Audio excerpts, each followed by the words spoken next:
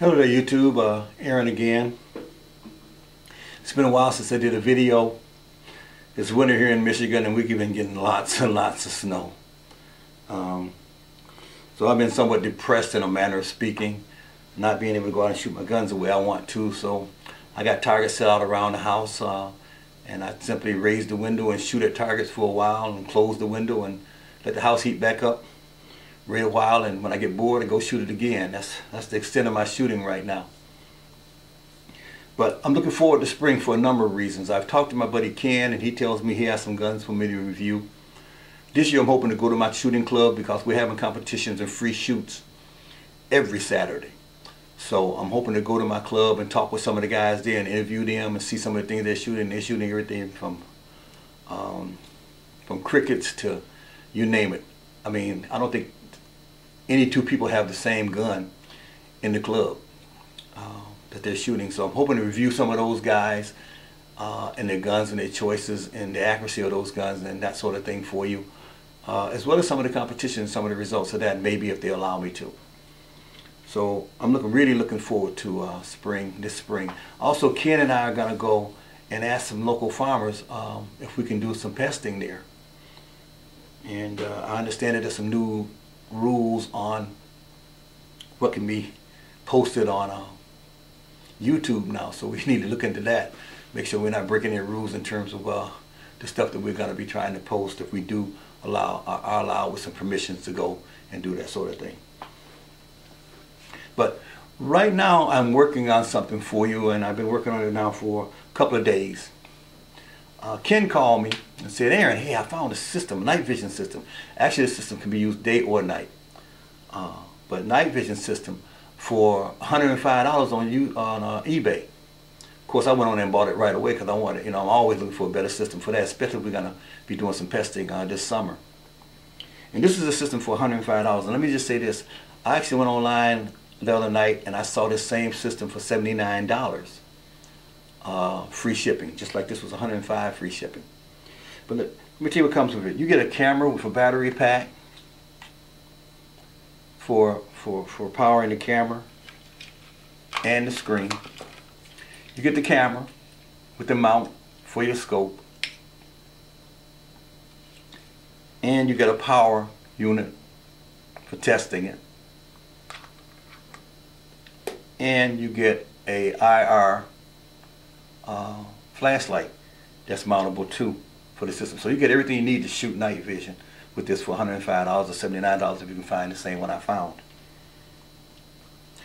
Problem with this is, let me just say why I love this so much. All the ones I've had before mounted in back of the gun, they were close to my eye, and I was trying to figure out ways to push it forward. And I was actually adding extra Picatinis to this to try to push it forward so I get away from my eye so I can shoot from the shoulder. What I love about this, and I've been seeing these types of systems in Great Britain for quite a while now. I can mount this scope anywhere I want to. I can make a mount and mount it anywhere I want to forward. So I'll now be able to actually shoulder the gun and shoot from the shoulder. And I think that's going to be very important if I do start to do some pesting. The problem with this unit though was that this unit will only allow you to shoot, no recording. So I did some research. I came up with a DVR system I found on eBay for $25 that is a recording unit. I'm hoping to hook these two together. They have different connectors. These connectors don't match. So I'm going to do some splicing. But as soon as I figure that out, I'm going to show you how I did it. So if you do get the system, you can make it into an operational system for recording also. But that's what I'm working on for you next, and hope to have that posted in the next week or so. Now to the subject at hand. Got an email a couple of days ago saying, Aaron, your FX crown is in. I'll tell you, I ordered the crown months ago because we have competition in our club for shooting silhouettes and targets and that sort of thing. And they will not allow you to shoot anything over 20 foot-pounds. Both of my guns shoot well over 20 foot-pounds, so I can never enter in those competitions. Also, we do target shoots where a 22 or a 25 is never going to score good if you got to get it to a bullseye. You need a 177 for that. So I had ordered 177s in the FX Crown for that purpose. But then I started to give it some thought. And the more I thought about it, the more I decided that I really don't want a crown. And this is why. Let me give you analogies. Analogies work well for me. I don't know if they work well for you, but let's try it. To me, a crown is like having a very, very beautiful woman. And she always has on beautiful makeup, and she's always dressed to the nines, and she's always beautiful, and all your friends tell you how beautiful she is. That builds your ego. But that same woman, she won't go ice fishing with you. She's not going to go in a duck blind with you. She's not going to go sit out in the woods at 7 in the morning, 6 in the morning, waiting for a deer to go by so we can harvest a deer. None of those things. So to me, the crown is a very, very beautiful woman that function well. It's going to get you a lot of compliments. But in terms of going out into the woods and climbing barbed wire fences and all the things we do when we're hunting and leaning up against trees and laying our gun down, that sort of thing, we got to be very, very careful with that because it's so pretty. Okay? Guns I buy, I see now that they have to have two functions. I got to be able to go and shoot them on the bench, and I got to go and they got to go competition in all areas, and they got to also go into the woods, and they got to lean up against trees, and they got to fall on the ground. And if I'm cleaning, if I'm preparing a game that I've just shot, I just got to lay down in the leaves, and I got to just not worry about that. Get home, wipe it off, and get ready to go out and shoot some targets with it. And then the next day take it hunting again. I don't feel as though the impact is good for that. Another thing that changed my mind was I watched both Ted and Matt's video on them. And they're really good video. This new system, this new Smooth Twist X system is very, very good. But in competition, I did not see that Smooth Twist doing X doing much better than just a standard Smooth Twist. Plus it's first generation. And first generation is not always a good thing. Another thing that changed my mind about it, I just saw a review on the Wildcat Mark II. The Wildcat Mark II is set up to take the new Smooth Twist barrels, which tells me that down the line, there's probably going to be an opportunity for me to get a Smooth Twist for this gun if I really feel as though it's going to bring me the kind of accuracy that's a lot better than the accuracy that is here. So I'm thinking, why do I want why do I want this gun that is so pretty that I'm never going to be able to do anything other with it than baby it and make sure it continues to look as good as it did out of the box. And the Smooth Twist barrel is not doing much better than this. And then another thing that was really telling was both Ted and Matt said they're staying with this gun. Ted said he's staying with it because it just feels good in his hand. He got so many hours in on it, and he just liked the way it functions.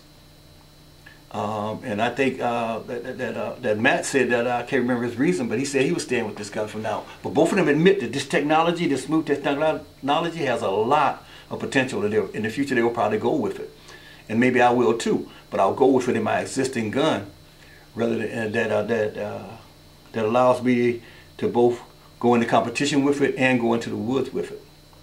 So that's my reason for canceling my gun.